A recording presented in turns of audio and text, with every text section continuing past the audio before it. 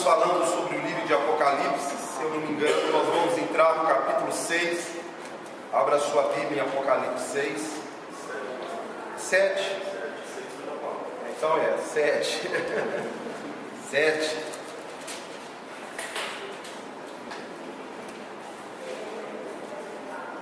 Eu falei o 6 já desse selo aí? Falei dos cavalos? Falei do primeiro e do segundo? Então só um minutinho.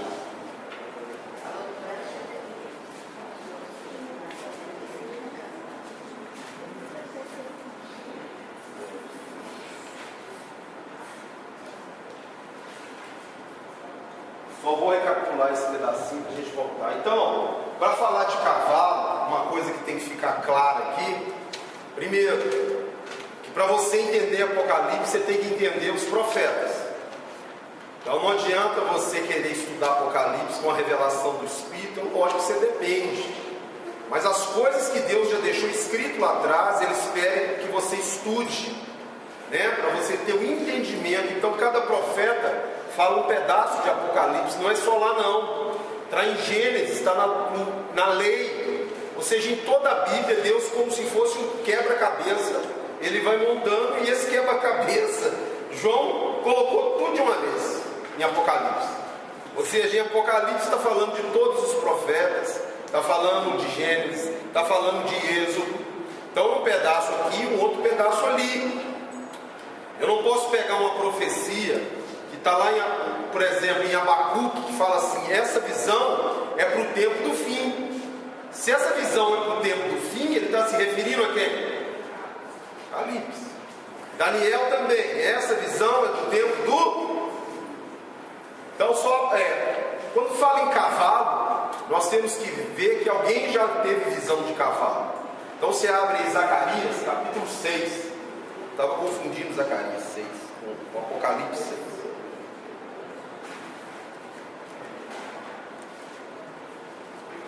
Zacarias capítulo 6, ele vai ter uma visão.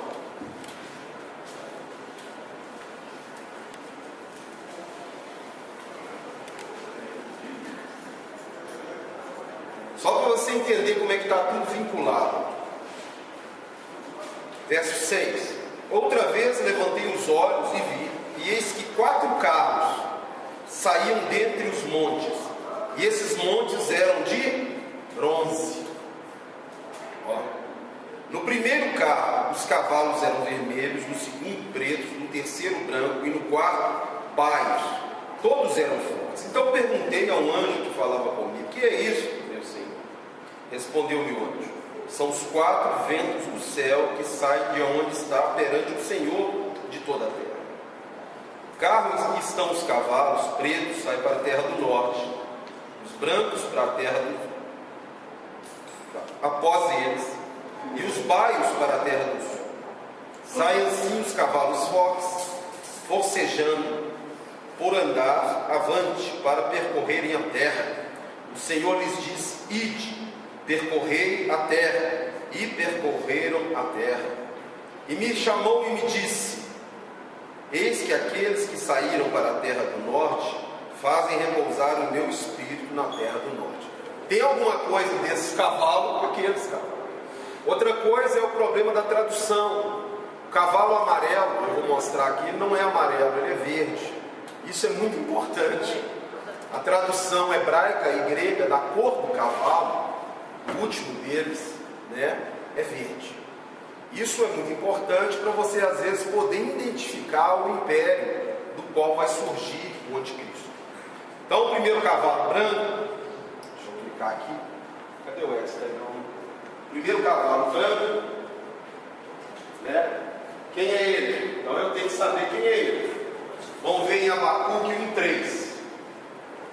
Eu tive que retornar para trazer o entendimento correto.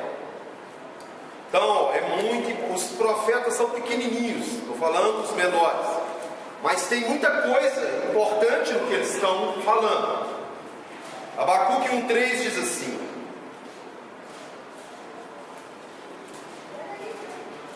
então vamos lá, vamos ler Abacuque 1:2, vamos voltar. Ele faz uma pergunta: até quando, Senhor, clamarei eu e tu não escutarás? Gritar-te-ei violência e não salvarás? Porque me mostras a iniquidade e me fazes ver a opressão? Pois a destruição e a violência estão diante de mim. Há contendas e o litígio se suscita. Por essa causa a lei se afrouxa e a justiça nunca se manifesta, porque o perverso cerca o justo e a justiça é torcida. Você pode falar, isso se refere lá na época do exílio, antes do exílio. O que estava acontecendo com o povo de Israel e de Judá? Você fala, pastor, isso aí é um contexto histórico. Agora vamos ler o texto de Apocalipse, para ver se é mesmo. Aliás, Abacuque capítulo 2, verso 3. Presta atenção no profeta. Abacuque 2, 3. Era para aquela época, mas também tem algo relacionado à nossa época. Vamos ver. Porque a visão ainda está para cumprir-se no tempo determinado.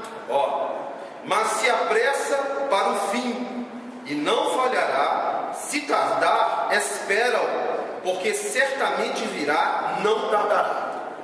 Então ele vincula essa visão para o fim, e ela certamente não o que? Tardará. E ele continua. Eis o soberbo, sua alma não é reta nele, mas o justo viverá pela fé.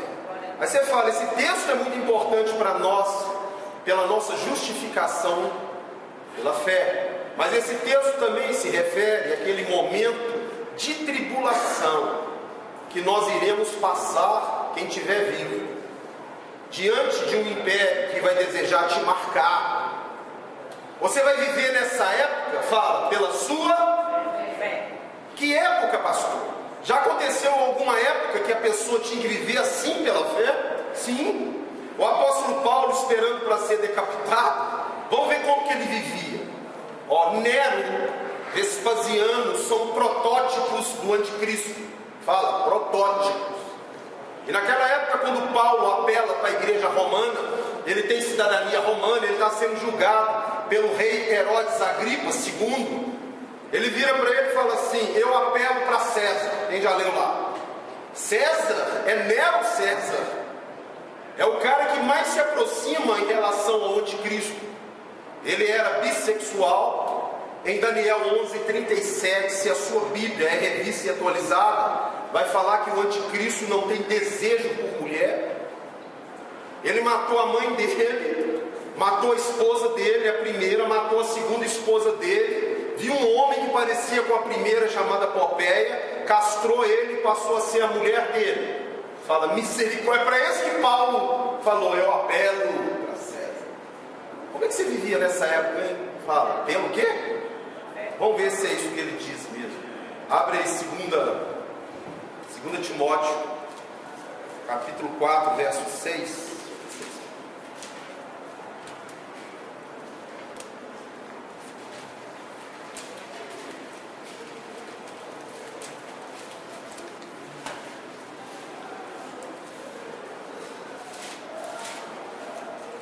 Timóteo, capítulo 4, verso 6.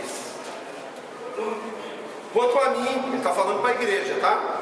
Quanto a mim, já estou sendo já oferecido por libação, e o tempo da minha partida é chegado. Combati o bom combate, completei a carreira, guardei o quê? O justo viverá pelo quê? Se você tiver uma situação igual ele aqui, que está aguardando para ser decapitado, e duvidar de Deus, você perdeu a sua salvação, sim ou não? Porque você não pode viver por aquilo que você vê. E na época do anticristo vai passar uma fornalha ardente. Depois dos 3 anos e meio de governo dele, ele vai brotar quem ele é, e vai haver uma perseguição tão grande, que se Jesus não abreviasse aqueles dias, fala, ninguém seria salvo. Fala, ninguém. Abre aí Mateus capítulo 24, fala desse tempo. Pastor, eu estou com medo. Fica santo, que para você tanto faz. Ser decapitado ou ser arrebatado, você vai para a glória. Por que você está preocupado? Tem que preocupar em permanecer no caminho estreito. Se ele quiser te poupar, ele poupa. Se ele não quiser, você vai fazer parte do altar dele lá, que a maior honra é ser o quê? Paulo foi aí. Você viu ele aqui, irmãos, estou desesperado, porque Nero me prendeu. Estou sendo oferecido como sacrifício, libação. Combati o bom combate, completei a minha carreira, porque guardei o que? A certeza da minha salvação pela graça através de Jesus Cristo.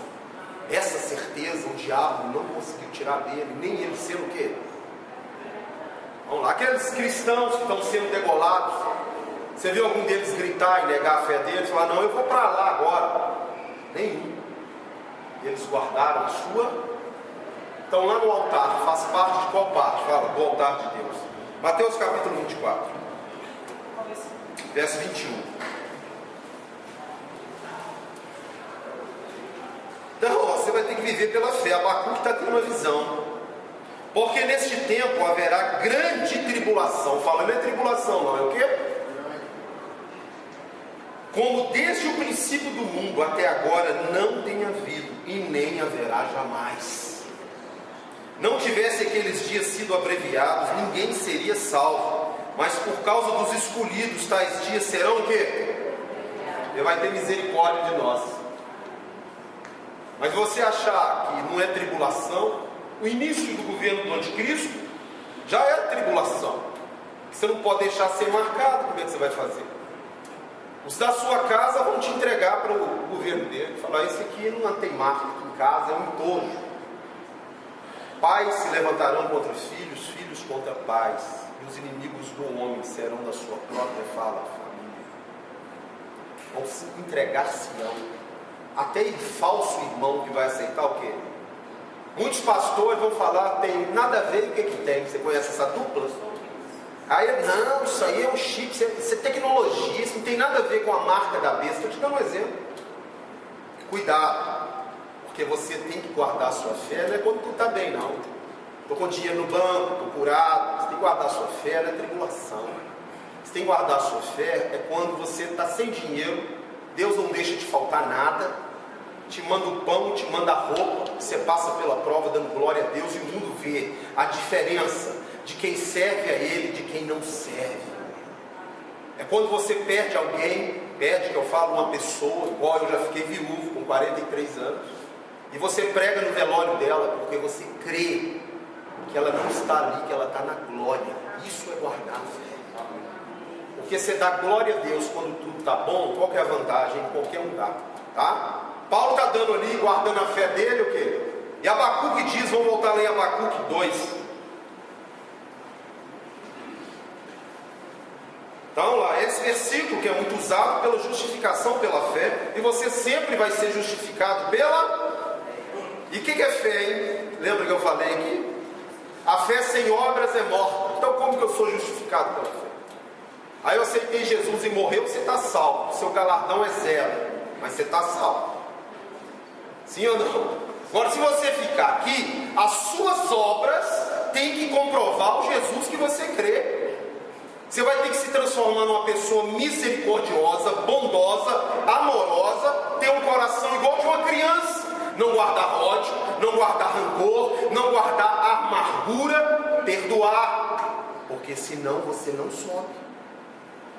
O mundo não quer ver crente nem evangélico. Evangélico virou religião. O mundo quer ver Jesus em você. Você quer ser um evangélico religioso? Leia aí Tiago daqui a pouco. Vou andar aqui, senão desvia.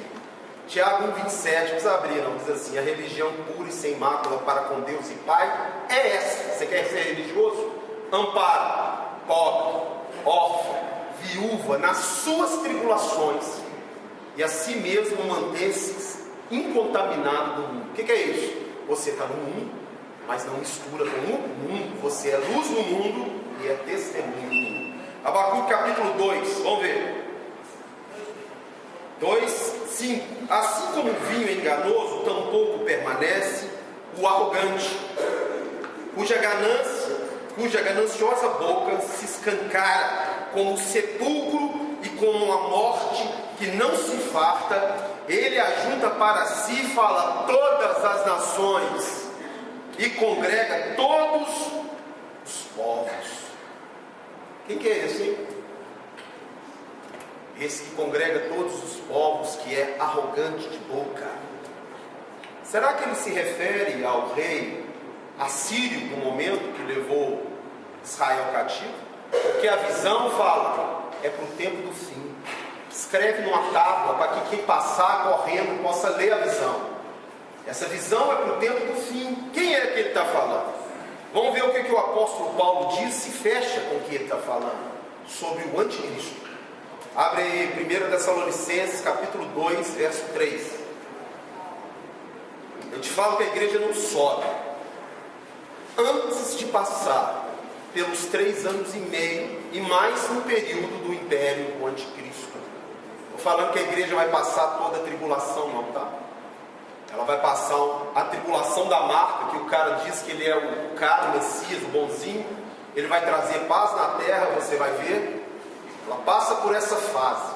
Mas no meio da tribulação, ele senta no terceiro tempo, brota as suas asas e diz quem ele é. Vamos lá, o apóstolo Paulo vai trazer, como se diz, a chave dessa revelação.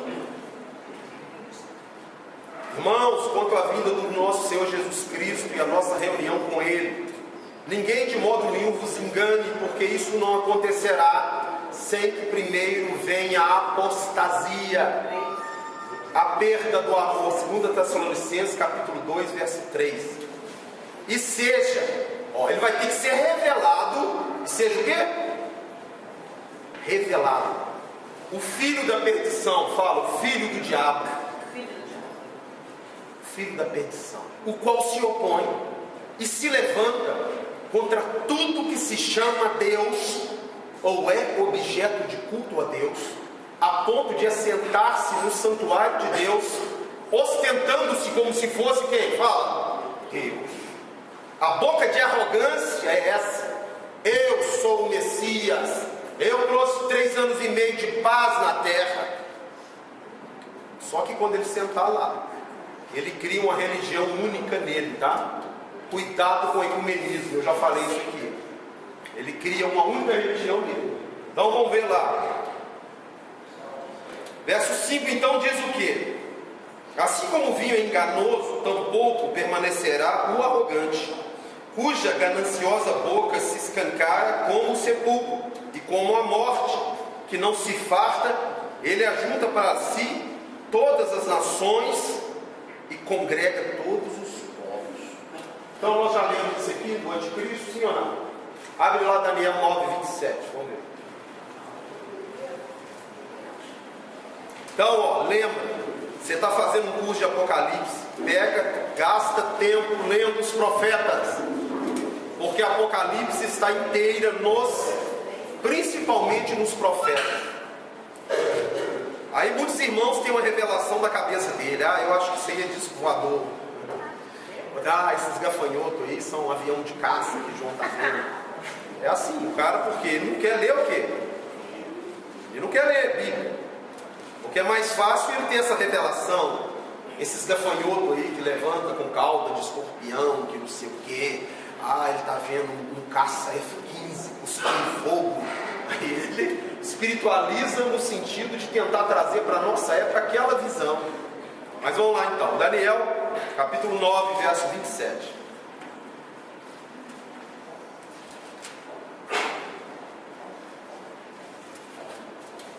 Ele vai trazer, fala, paz na terra. Por que o cavaleiro branco não é Jesus?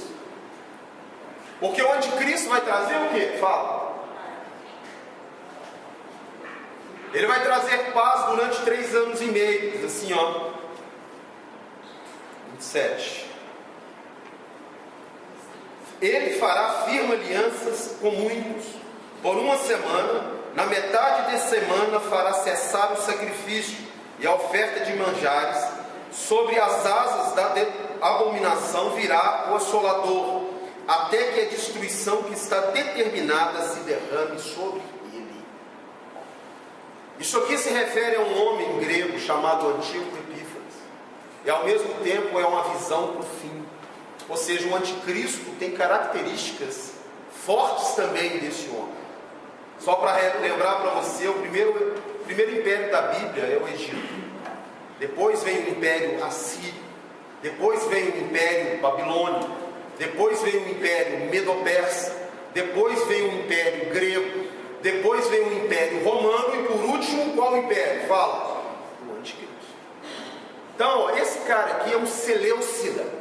Pastor, de onde que brotou esse cara que eu nunca li na minha Bíblia? Na sua Bíblia não está, porque são um período de 400 anos que está faltando entre Malaquias e Mateus. Esse é o livro de Macabeus. Misericórdia, capeta, pastor. Esse é livro histórico. Por que ele não está na Bíblia? Porque ele tem heresia. Mas se você for a Israel, estudar a história de Israel, você vai estudar o livro de quem? Igual você tem história do Brasil, o livro de Macabeus. Lá está a história da vitória dos judeus sobre o exército desse imperador chamado Antíoco Epífanes Seleucida. Então eu vou só te contar um pouco da história rapidamente. Alexandre o Grande, todo mundo já ouviu, né? Alexandre o Grande é o bode com um chifre, que dá cabeçada no carneiro com 2 chifres. Os 2 chifres são o Império Medo-Persa.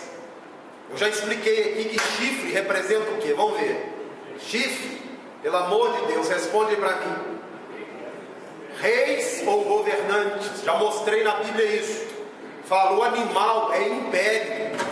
Então um bode, caminhando por cima do vento, ó, rápido, significa um império que surgiria rapidamente. E ele tem um chifre na ponta, e ele pega um carneiro e plof, e arranca os 2 chifres dele.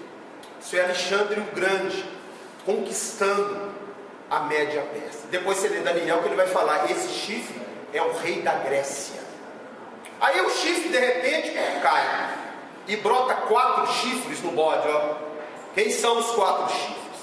São os 4 generais de Alexandre, que vão tomar posse do império e dividir entre eles.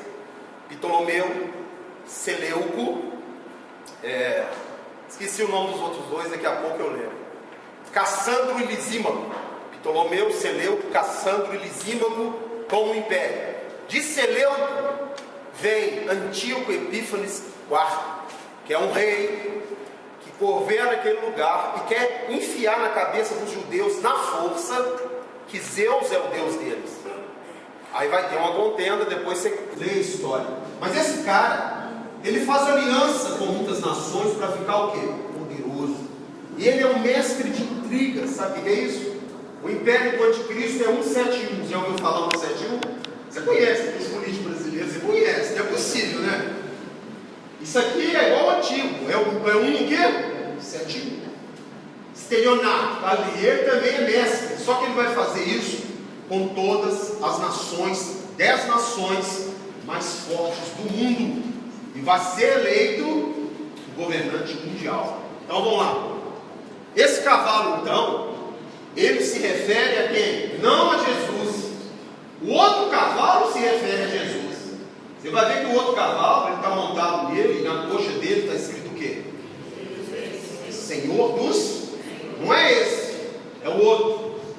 E Jesus, ele não vem trazer paz. Outra coisa que você está errado. Esse cavaleiro vem trazer o quê?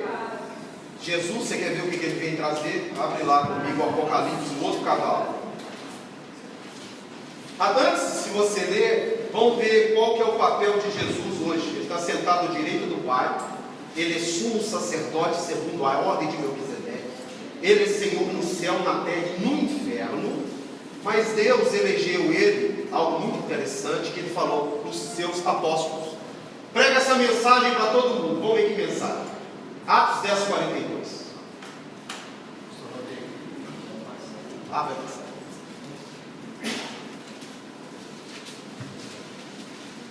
Todo mundo achou aí Atos 10, 42?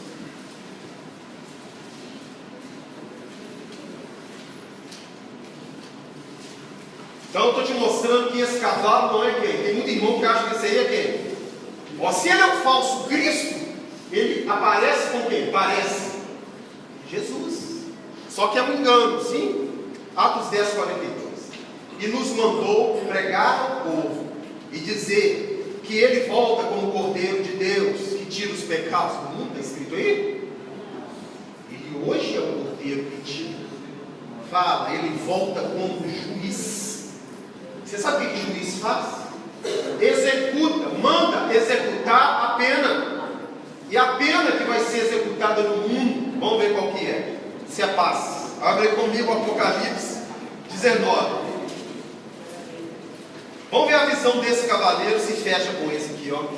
Tem nada a ver com o outro. Esse aqui vai trazer uma falsa paz. Aliás, ele vai trazer paz.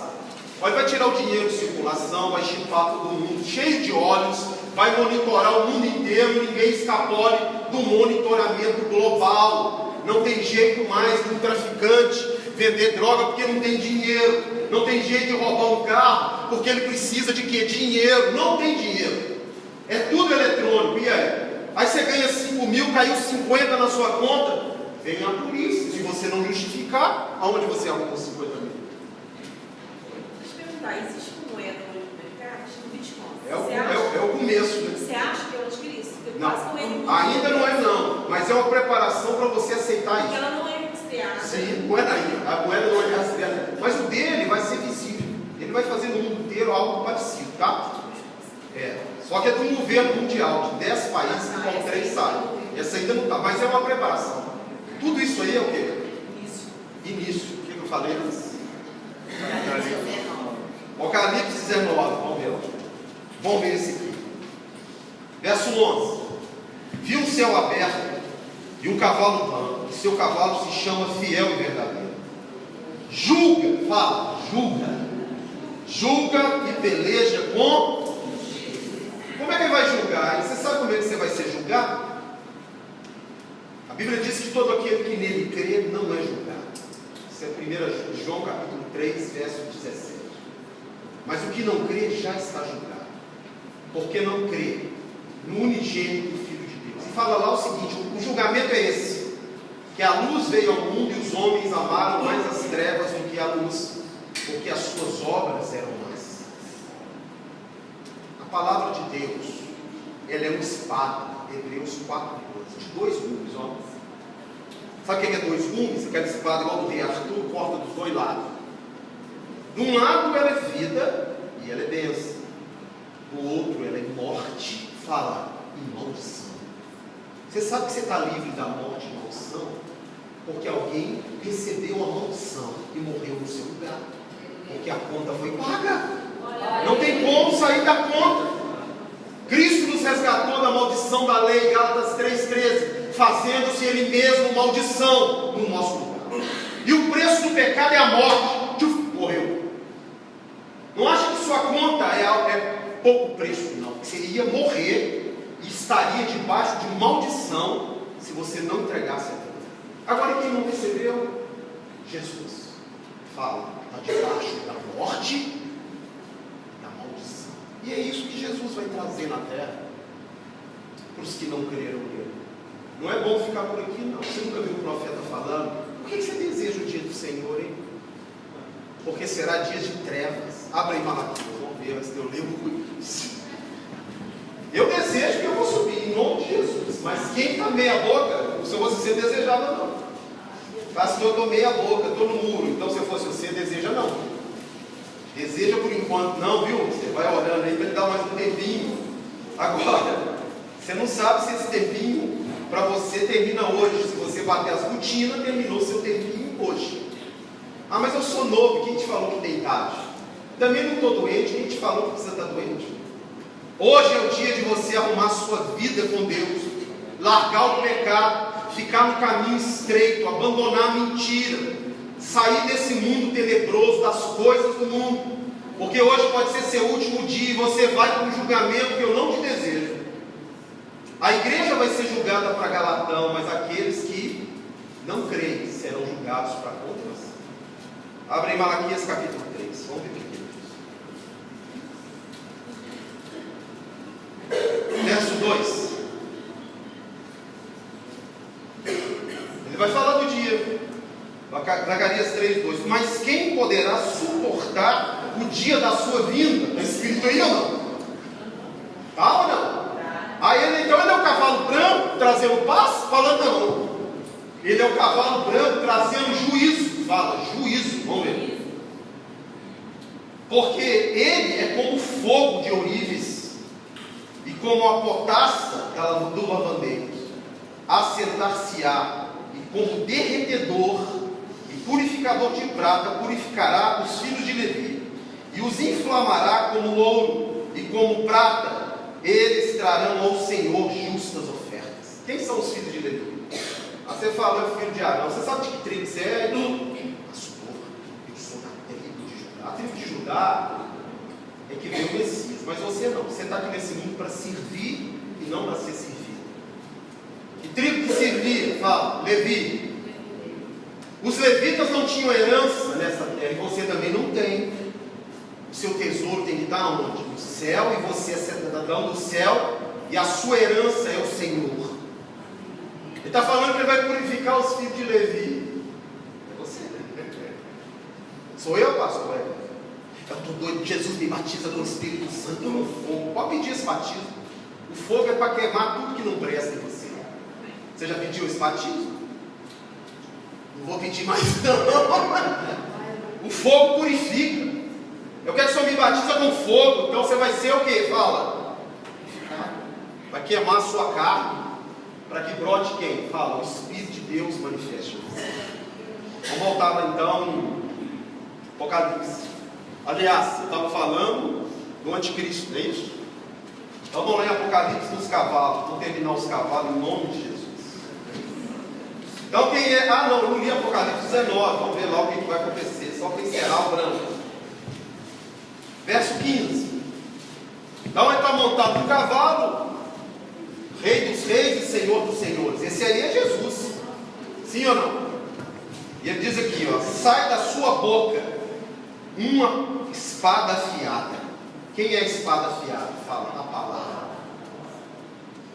Para com ela ferir as nações, e ele mesmo as regerá com cetro de ferro, e pessoalmente pisa o lagar do vinho do furor da ira do Deus Todo-Poderoso.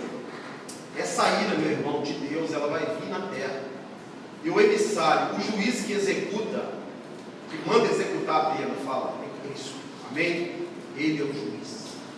Juiz não fica coraçãozinho partido. Ele executa a pena. A lei é assim, você vai aplicar ela. Sim ou não? A lei é assim, então vai ser aplicada. Qual é o preço do pecado? Então vai ser aplicado o quê? Morte e maldição. Sim? Só que depois você lê em casa, para você ver que a palavra é vida e morte, Deuteronômio 30:15. Você lê também Hebreus 4:12, vai falar sobre a espada. Então aqui, ó, vai ter tanto sangue, tanto carne de gente morta, que ele vai mandar os urubus do céu fazer um banquete. Então ele não pode ser esse, concorda comigo? Quem que vai trazer a falsa paz? Tem um irmão que acha que é esse. Mas esse aqui não está falando de paz não, tá? Está falando de quê? Juízo e maldição sobre a... Meu irmão, nesse momento aqui, em nome de Jesus, você já voou, amém? Esse momento aqui é o final dos 3 anos e meio. Isso aqui é outra coisa, tá? Isso aqui é no final dos outros, dos 7 anos, isso aqui, ó.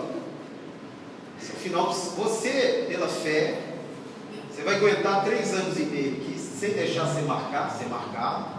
Vai ter uma perseguição, você vai estar com olhos te monitorando por todo lado. E você ainda vai ter que aguentar, se você viver, conseguir viver, você vai ter que aguentar ver essa coisa, sentar lá no templo em Jerusalém e falar, eu sou o Messias.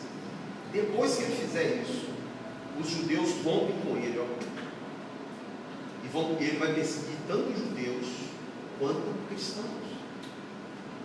E esse período vai ser de tribulação, mas dá glória a Deus que Jesus vai estreitar esse período para nós, amém?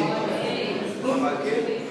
Pastor, seria possível pensar que nesse período, esses 3 anos e meio, Deus sempre deixou um escape. Eu imagino que, apesar de estar tão apertado, a pessoa aí vai ter uma opção. Lógico, eu acho que uns vão ser martirizados, igual lá na igreja do primeiro século, e outros vão ter escape. Mas martirizado ou escape, você não vai sentir nada, não, amém? Nunca vi um cristão morrendo, gritando, pedindo misericórdia, ou negando a Jesus, falando cristão verdadeiro. Qual que é o modelo de morte que você tem na Bíblia de um cristão verdadeiro? Estevão, sim ou não? Você viu ele gritando aqui, pedindo clemência? Pelo contrário, ele pediu Deus para perdoar quem estava apedrejando ele. Você quer morrer assim? Quando alguém estiver te matando, você vê o céu aberto e um levantar do trono. Sabe quem é esse que levanta do trono? É aquele que falou que sua casa agora ficou pronta, que ele vem te buscar. Glória a Deus. Se eu aparecer Jesus para mim assim, ó, meu filho, joga mais pedra, corta a cabeça rápido, que eu estou indo embora. Ó, essa é a visão da morte de um cristão. Você viu Sadraque, Mesaque e Abednego gritando para ser julgado na fornalha? Você viu Daniel gritando para ir para a cova dos leões? Deus livrou ele, se não quiser livrar. Deus não livrou Tiago do fio da espada. Decapitou, sim ou não? Você sabe onde Tiago está hoje? Ele faz parte do altar de Deus, o mais alto posto da glória de Deus.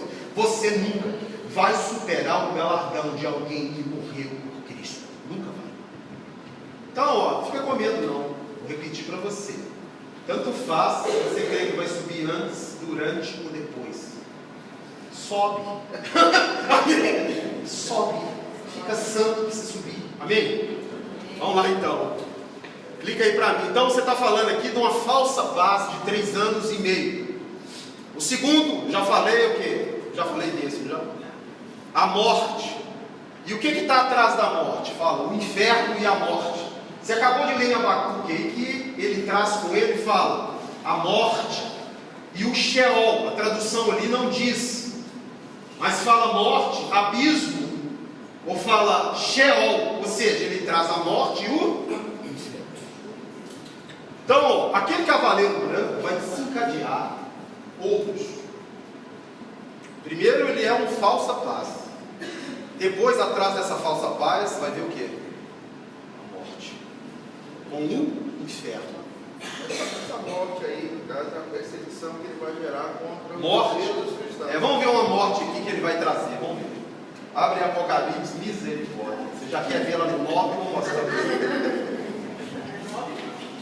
Apocalipse não, estou falando uma morte que ele vai trazer. Como é que ele vai fazer? Apocalipse capítulo 9. Isso aqui eu vou falar lá na frente. Isso aqui é uma trombeta, tá? A sexta. E verso 15, vamos lá para o 15. Foram então soltos 4 anjos que se achavam preparados para a hora, o dia, o mês e o ano, para que matassem, fala, a terça parte dos homens. Isso é morte, ó. O problema é que esses 4 anjos não são 4 anjos. Quando fala 4, está falando dos 4 pontos cardeais: norte, sul, leste e oeste. São demônios que serão lançados, que estarão aqui na terra. Vamos ver se é isso mesmo. O número do exército, verso 16. Pastor, esse texto dessa parte dos homens aí, quem são esses homens? São os cristãos que são perseguidos, os judeus que vão? Nós vamos falar, não vou falar agora não, só perde a sequência, tá? Deixa na hora da trombeta eu explico, porque senão vai perder a sequência, beleza? Então vamos lá. Diz o seguinte: o número do exército da cavalaria dos 4 anjos fala 20.000 vezes 10 milhares. O que você acha desse número? 200 milhões de quem? Vamos ver. Assim, nessa visão, contemplei que os cavalos e os seus cavaleiros, está falando de quê de novo? Ó, fala, morte. Aí. Quando fala um cavalo, 4 cavalos, os 4 pontos, o quê? A morte vai vir através desses 4 anjos. E não é qualquer morte, não. É 1/3 da população que. Ó. Vamos ver o que tem. Assim, o que sai dos cavalos? Tinham coraças, cor de fogo e jacinto. E de o que fala? Enxofre. Ó. A cabeça dos cavalos era como a cabeça de leão. E no meio dos seus flagelos, a saber, o fogo, pela fumaça e pelo enxofre que saiu da sua boca, foi morta a terça parte dos homens. Vamos deixar isso aqui por enquanto. Deixa por enquanto. Vamos só aqui. Então, guerra, morte, 1/3 o quê? Das pessoas serão o quê? Mortas. Tem gente que acha que isso já aconteceu, porque já houve guerra. Não está falando de qualquer guerra, não. Está falando de uma guerra que o anticristo vai trazer. Quem vai trazer essa guerra?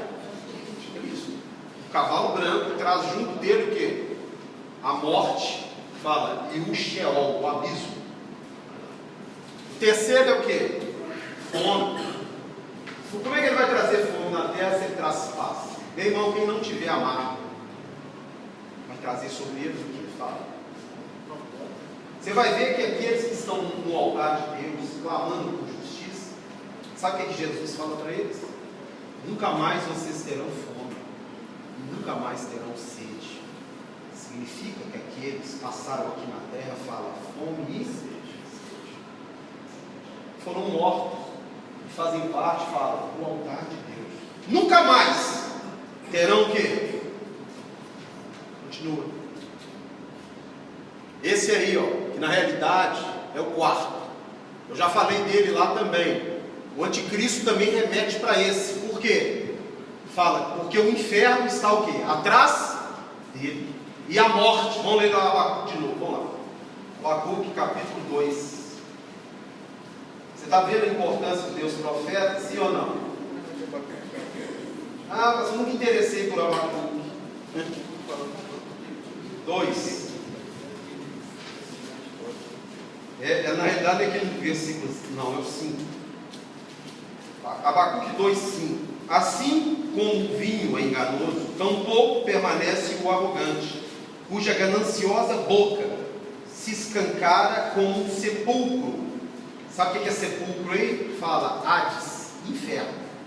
A boca como o quê? O inferno. E como a morte. Ó, como o quê?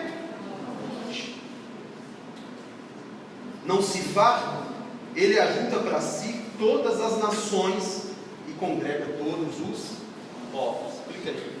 Na realidade, a cor desse cavalo, vou clicar. Isso aí é o hebraico e o grego.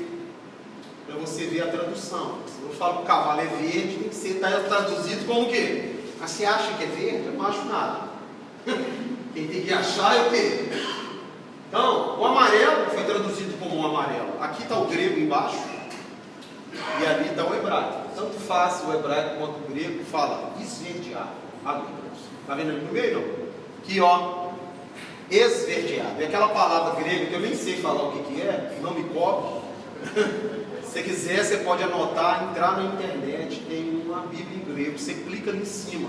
Vai estar verde. Então, o primeiro cavalo é branco. O segundo é vermelho. O terceiro é preto. E o quarto fala, é verde. Beleza? Entendeu ou não? Ah, não entendi o cavalo verde agora não. Mais para frente você vai entender a importância dessa cor, tá? Ok? Clica aí. Mas por que eles colocaram amarelo então? Ó, tem traduções da Bíblia que às vezes a pessoa tem opções de colocar um ou outro. Você também, né? Então a Bíblia fala que não pode acrescentar nem tirar nada da Bíblia, né? Então, a Bíblia tem tudo você necessita para a sua salvação e para o seu ensino. Mas para você estudá-la fundo, você tem que ir no original. Eu estou tendo aula de hebraico porque eu gosto do original. E no original você vai ter mais uns 80% de revelação no hebraico do que não tem no quê? No português. Porque uma tradução, ela nunca vai ser completamente fiel ao que está o quê? Escrito. Amém? Vou repetir. 98% da Bíblia está traduzida corretamente. Está ouvindo? Estou te falando de 2% que você tem que ver quando uma palavra não fecha, que poderia ser essa tradução ou essa. Não é que está traduzido errado não, que tem muitas opções. Vou te dar um exemplo. A língua brasileira tem 140 mil palavras. O hebraico tem 12 mil só. 12. Então uma palavra pode representar, fala muitas coisas, sim ou não? Agora, se eu não tenho um contexto, uma cabeça de um judeu, por exemplo, que escreveu, você não é judeu, você não sabe como é que é a cultura. Aí você vai escreve algo, e esse algo, exemplo, Deus não é homem para que minta, né? Nem filho do homem para que se arrependa. Lá em Gênesis fala o seguinte, Deus se arrependeu. Então tem alguma coisa errada, sim ou não? E arrependeu o Senhor de ter feito o homem na terra. A palavra arrependeu ali pode ser arrependeu e pode ser, fala, entristeceu. Diferente. Eu ficar triste e eu ficar o quê? Amém? Então, quando eu vou fechar um texto, você pode ir no hebraico, clicar lá que vai ter a tradução. Arrependeu, entristeceu. Aí o cara optou por colocar qual? Arrependeu. Só que arrependeu vai contradizer com o que a Bíblia própria já diz, sim ou não? É isso que eu estou falando. Não é que a Bíblia está errada, não. Amém? Você sai falando que a Bíblia está errada. Não. Coisas fora do contexto, pequenas coisas que não correspondem a 2% dela toda. É muito difícil uma pessoa traduzir um livro inteiro. Sim ou não? Você concorda comigo? Muito difícil. E você não está vendo que tem várias traduções ainda? Sim ou não? Aí eles vão renovando elas, vão tirando, pegando os erros, e muitas vezes o quê? Retirando o erro de tradução, não é da essência da palavra, é diferente. Amém? Entender, todo mundo entendeu então? Amém. Vamos lá então ver lá os outros. O outro selo.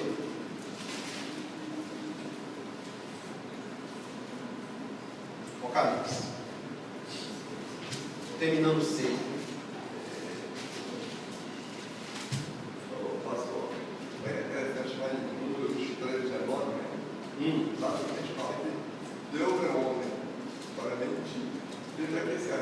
Isso que eu estou falando. Abre então Gênesis capítulo 6, vamos ver lá. Abre comigo Gênesis capítulo 6.